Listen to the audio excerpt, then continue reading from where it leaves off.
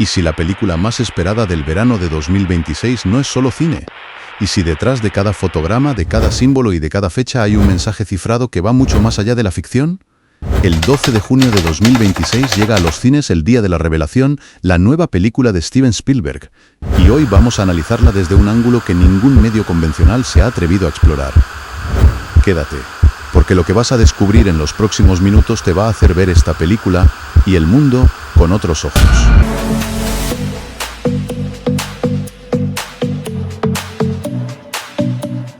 Cuando hablamos de cine sobre extraterrestres, la mayoría de nosotros imaginamos platillos volantes cromados, rayos láser y ejércitos de soldados disparando al cielo. Eso ya no va en esta historia. Disclosure Day viene a romper ese esquema por completo. Esta no es una película sobre naves con tornillos y escotillas. Lo que Spielberg propone es radicalmente diferente. Los visitantes de los que habla el filme no se mueven en nuestro espacio físico, se desplazan en una realidad paralela, supradimensional, que trasciende nuestra comprensión racional del universo. En otras palabras, lo que la humanidad ha llamado durante milenios dioses, ángeles o demonios, quizás no eran figuras de nuestra imaginación. Quizás eran esto. La historia parte de una premisa simple pero aterradora. La humanidad está a punto de conocer una verdad que ha permanecido oculta durante décadas. Y nada, ni los gobiernos, ni las religiones, ni los mercados financieros volverá a ser lo mismo. El tráiler nos desvela que estamos ante una historia coral. No hay un solo protagonista. Hay 4 o 5 personas dispersas por el mundo que actúan como contactados o infiltrados, conectados simultáneamente con esta inteligencia exterior sin comprenderlo del todo. Emily Blunt interpreta a una meteoróloga de Kansas City. Durante una emisión televisiva en directo, hablando curiosamente del cambio climático, sufre una especie de alteración de conciencia. Empieza a hablar en un idioma que nadie reconoce.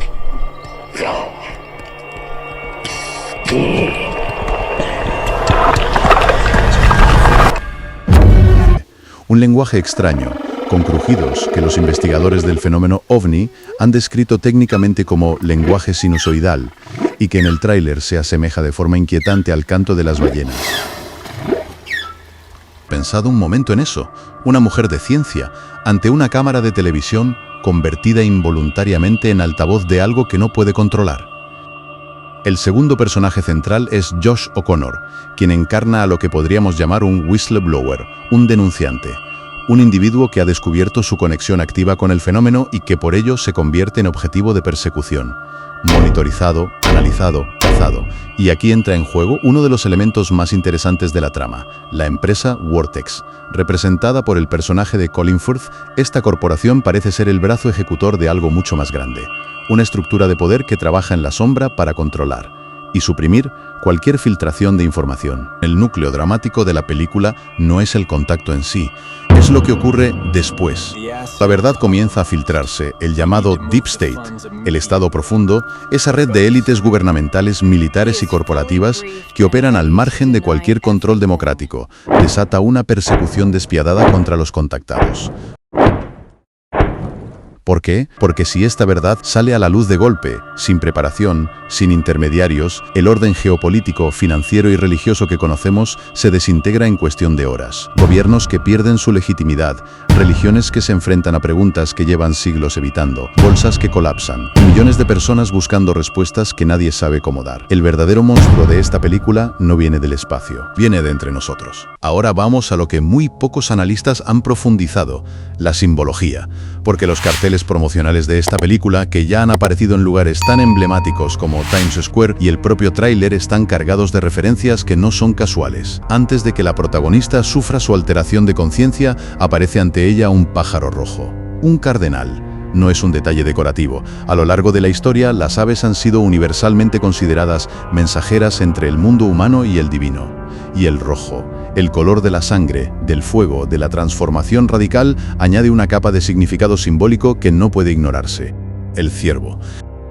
Este animal representa algo específico en la iconografía de la película, la naturaleza amenazada, y sobre todo, esa sensibilidad primaria que los animales poseen y que el ser humano racional ha perdido.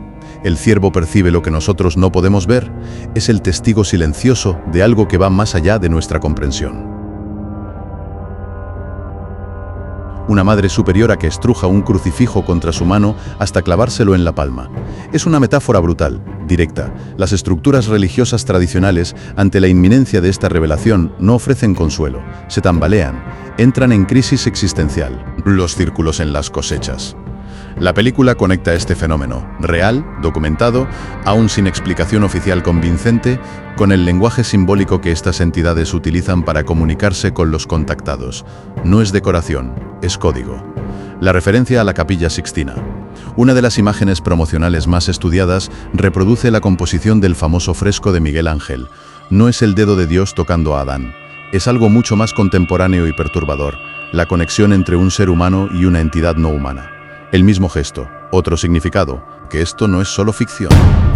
En mayo de 2026, el Departamento de Guerra de Estados Unidos desclasificó cientos de documentos inéditos sobre fenómenos anómalos no identificados, los llamados UAP, cumpliendo una orden directa del presidente Donald Trump, quien anunció en febrero de ese mismo año un proceso de transparencia sin precedentes. El portal war.gov UAP pone a disposición del público videos, fotografías e informes oficiales que durante décadas permanecieron clasificados. Entre 2023 y 2024, el Departamento de Defensa registró más de 1.750 nuevos informes de UAP, muchos de ellos protagonizados por pilotos y militares en activo. Aunque la oficina AARO, creada específicamente para investigar estos fenómenos, no ha confirmado tecnología de origen extraterrestre, sí ha reconocido que numerosos casos permanecen oficialmente sin explicación. Y hay algo más. Funcionarios de la administración Trump habrían celebrado reuniones informativas privadas con pastores y líderes religiosos, pidiéndoles que preparen a sus congregaciones ante una posible revelación inminente sobre extraterrestres. Según testigos directos, a los pastores se les advirtió que la divulgación podría provocar dos reacciones: apostasía masiva entre creyentes que sienten que la historia de la creación es un mito, o bien una búsqueda desesperada de respuestas espirituales por parte de quienes no tienen fe. Los gobiernos, las agencias de inteligencia, todos parecen prepararse para algo. ¿Casualidad que la película de Spielberg llegue exactamente ahora? Esta es la pregunta que más incomoda. ¿Es El Día de la Revelación simplemente una película de entretenimiento? Hay analistas que sostienen que no, que filmes como este funcionan como herramientas de preparación psicológica colectiva. No solo muestra naves bajando del cielo, muestra algo más sutil, el impacto interior de una verdad que cambia todo. Yo creo que Spielberg a veces no solo hace películas, a veces construye un camino, un círculo. Todo empezó con el asombro. Spielberg tenía 30 años cuando filmó Encuentros en la tercera fase. Un chaval, un soñador, un tipo que miraba las estrellas y decía, ¿y si fuera cierto? Ahí nació la obsesión. Ahí empezó el viaje. 5 años después, con 35 años, llegó la soledad. La más dulce, la más humana. E.T. Era ciencia ficción.